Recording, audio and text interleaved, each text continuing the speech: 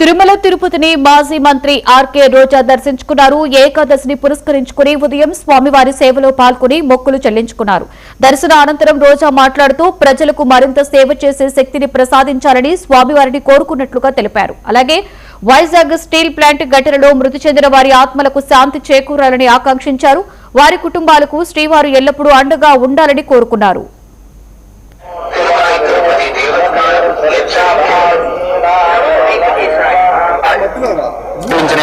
ఏకాదశి పుణ్యదినాన తిరుమల శ్రీవారి దర్శనం చేసుకోవడం చాలా అదృష్టంగా భావిస్తున్నాం.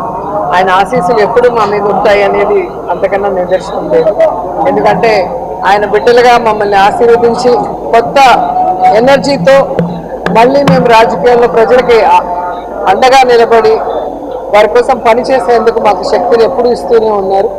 అండ్ ఈరోజు ముఖ్యంగా వైజాగ్లో స్టీల్ ప్లాంట్లో చనిపోయిన వాళ్ళ ఆత్మలు శాంతించాలని, ఆ కుటుంబానికి భగవంతుడు అండగా నిలబడి ధైర్యాన్ని ఇవ్వాలని మనస్ఫూర్తిగా కోరుకుంటున్నాం. ఏకాదశి పుణ్యదినాన తిరుమల శ్రీవారి దర్శనం చేసుకోవడం చాలా అదృష్టంగా భావిస్తున్నాం. ఆయన ఆశీస్సులు ఎప్పుడు మా మీద ఉంటాయి అనేది అంతకన్నా నిదర్శనం లేదు.